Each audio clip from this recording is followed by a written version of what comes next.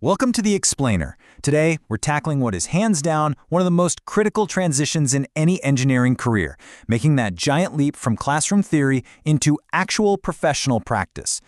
We spend years, literally years, crunching the math, studying the physics, and agonizing over materials. But once you're out there in the real world, well, you don't calculate in a vacuum anymore. You're operating within these massive, complex organizations. So today, we're unpacking exactly what that means for your career, and honestly, for the public at large. Here's our roadmap for today. We're going to move logically through transitioning to professional practice. Then we'll look at understanding organizational culture, ethical risks and public safety, balancing duties and loyalties, and we'll wrap up with managing team conflicts effectively. Let's get right into it. Section 1, Transitioning to Professional Practice. Okay, let's dive into this.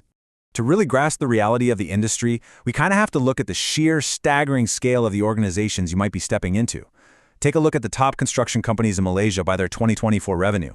YTL Corporation Bharat is pulling in almost $6.87 billion US. Gamada Bharat is sitting right behind them at $3.55 billion. We really need to ground our expectations in this high-stakes reality. Because when you join firms of this size, you aren't just a solitary engineer at a drafting table. You are a vital gear in a multi-billion-dollar machine. The decisions you make every single day, they're heavily influenced by corporate hierarchy, massive financial stakes, and of course, really intense deadlines.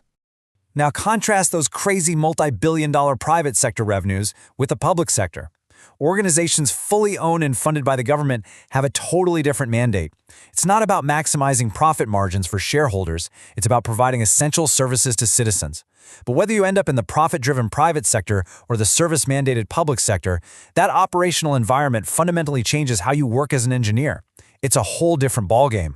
And regardless of which sector you land in, an engineering firm is just an incredibly complex organism.